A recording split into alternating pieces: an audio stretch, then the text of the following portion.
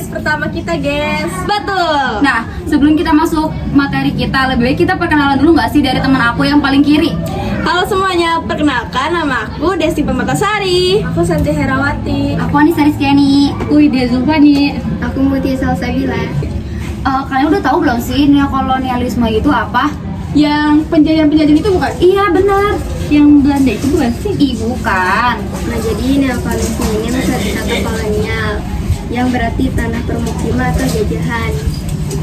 Dari neo yang artinya baru. Jadi neokolonialisme ini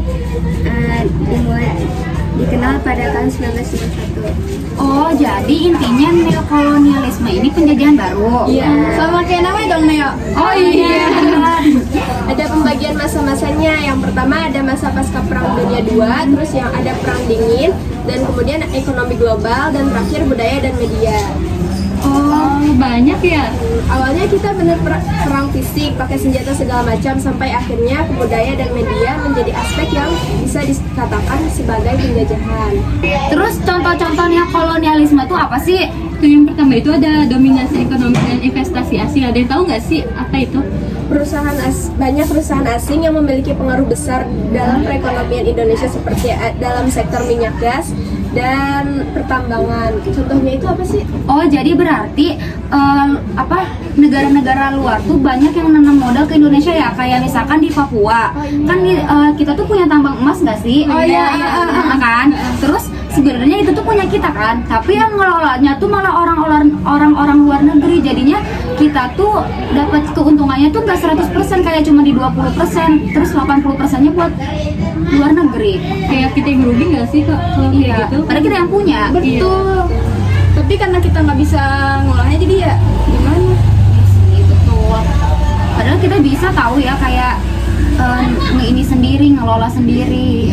Terus yang kedua itu ada apa sih? Yang kedua ini ada eksploitasi sumber daya alam. Nah, di sini tuh ada banyak sumber daya alam Indonesia yang dieksploitasi oleh perusahaan asing dengan sedikit kontribusi untuk pembangunan lokal.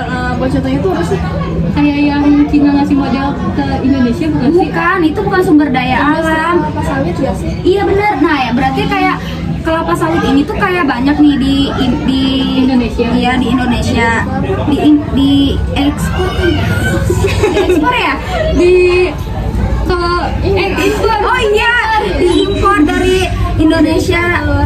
Nah itu tuh yang bikin ngerusak lingkungan gitu, karena banyak banget nih permintaan buat minta kelapa sawit itu dari Indonesia. Terus dia juga keuntungannya tetap di perusahaan multinasional yang beroperasi di Indonesia. Jadi bukan punya kita itu tuh. Jadi kita itu cuma sedikit banget ya? Iya. Itu juga rugi nggak sih kalau semakin lama hutan-hutan dieksploitasi, kan nanti bakal menyebabkan banjir, terus Iya. longsor kan. Betul. Itu sangat bahaya banget sih. Iya. Ketiga terus ada apa sih? Nah, ketiga ini ada ketergantungan teknologi dan industri. Oh ini yang paling bahaya banget nggak sih zaman sekarang juga, yang banyak banget. Ini produk-produk luar ya. Iya benar. Contohnya tuh kayak Apple, Samsung, Toyota. Wow. Contohnya kayak ini ya? Teknologi dan otomotif. Sebenarnya kita boleh nggak sih kayak sering banget ngegunain produk-produk luar di kehidupan kita sehari-hari? Nggak boleh ya? Nggak boleh, harus. Kenapa sih? Karena kita harus mencintai produk kita sendiri. Oh gitu ya. Kebanyakan warga Indonesia tuh pakai produk luar gitu loh. Apa karena gengsi kali ya? Gengsi. Terus sama emang mungkin kualitasnya tuh beda sama yang di sini. Sama FOMO juga kan ya. Oh Betul iya banget sih. benar. Anak zaman sekarang kan emang banyak promonya. Terus Bukannya? iya benar. Oh, no. Terus yang keempat itu ada apa sih? Yang keempat ada pengaruh budaya dan media. Oh kayak sekarang ya tren banget nggak sih kayak kita tuh padahal kan bukan orang barat ya. Kita orang barat bukan sih? Bukan. Tapi kita suka banget nggak sih ngeliat di jalanan kayak cewek-cewek pada pakai baju crop top. Iya. Aduh, astagfirullah. Korean style gitu ya. Iya benar. Aduh.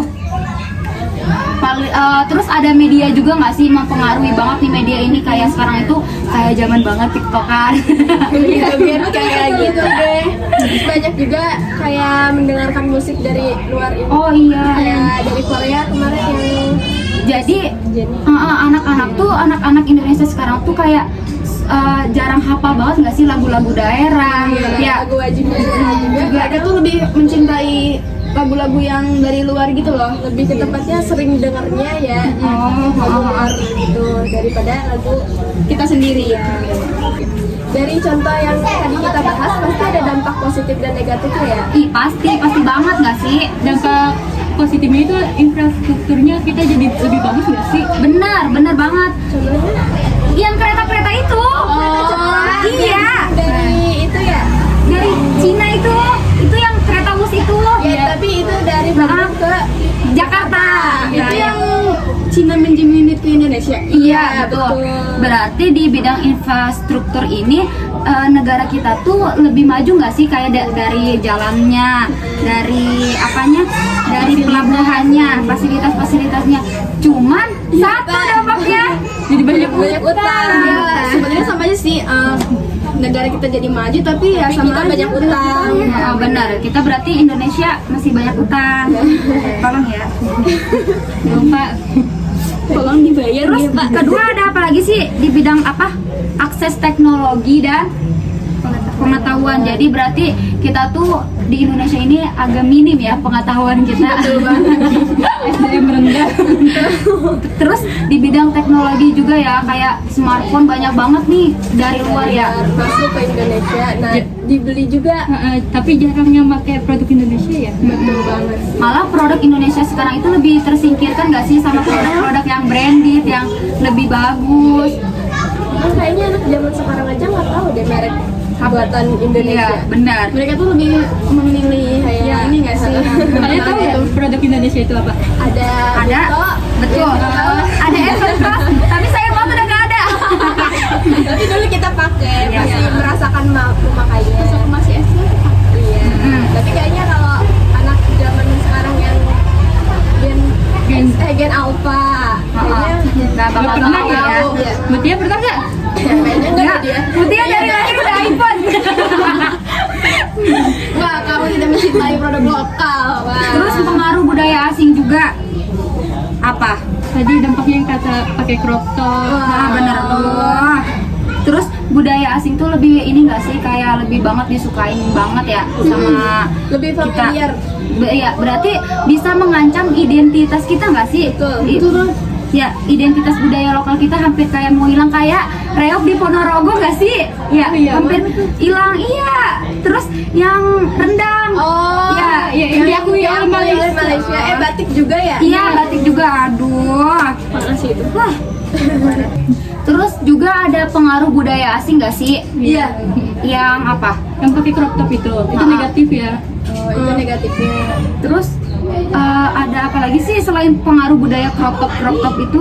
Kayak pengaruh positifnya itu kayak budaya kita jadi dikenal oleh masyarakat luar juga ya. Ya, tapi lebih banyak diakui nggak sih sama negara-negara orang itu, kayak Dari makanan ya, kayak rendang. Batik juga diakui oleh Malaysia ya. Itu negatif atau positif? itu negatif ya. Tapi positifnya negara kita tuh dikenal. Ya. Tapi sayangnya diaku-aku. Benar. Berarti di sini tuh identitas kita tuh terancam gak sih? Betul banget sih. Boleh sambil minum nggak sih? Boleh. Iya. Itu bagus banget sih. Benar. Kita di sini boleh sambil makan. Tuh. Siapa yang mau? Mau. Terus dampaknya itu kita jadi ketergantungan gak sih? Ketergantungan Benar. ekonomi. Betul. Terus juga 24 jam kita main gadget mulu. Contohnya itu. Iya, itu contohnya. Nggak baik juga ya. Apalagi kita tuh sering banget namanya scroll Iya, TikTok. dari mana sih 24 jam aplikasi TikTok? Dari Cina ya? Iya, dari Cina. Iya, benar, dari Cina. Itu kan juga film luar kan? Ya, ini dijajah secara benar. Padahal ketergantungan ini tuh kayak dapat menghambat nggak sih? Menghambat perkembangan ekonomi kita. Ya. Karena kita terlalu sering anak-anak zaman sekarang juga jadi jarang belajar kan, scroll TikTok, main game. Nggak ada guru malah TikTokan. Main HP harusnya kan belajar ya, kalau nggak Iya. panggil gurunya. Untung kita semua tuh kayak kalau nggak ada guru belajar gak sih? Betul. Iya kan buat kita Iya. Lagi pas jam-jam mendekati jam pelajaran. Tadi kan kita udah bahas ya dari contoh neokolonialisme, dari dampaknya, dari cara mengatasinya. Terus kalau kesimpulannya apa sih? Kalau kesimpulannya itu, meskipun Indonesia secara formal sudah merdeka, banyak aspek kehidupan sosial, ekonomi, dan politik yang masih dipengaruhi oleh kekuatan asing melalui investasi perdagangan, kebijakan luar negeri, dan budaya. Fenomena ini merupakan contoh nyata dari neokolonialisme. Terus, di mana negara-negara besar tetap memiliki kontrol dan pengaruh yang disignifikasikan terhadap Indonesia meskipun tidak dalam bentuk penjajahan fisik. Jadi Indonesia dikontrol sama negara yang maju ya. Padahal kita udah merdeka ya. Sebenarnya kita belum merdeka. Nah, jadi itu guys yang tadi udah kita bahas nih dari neokolonialisme itu. Next, selanjutnya di podcast Di podcast selanjutnya kita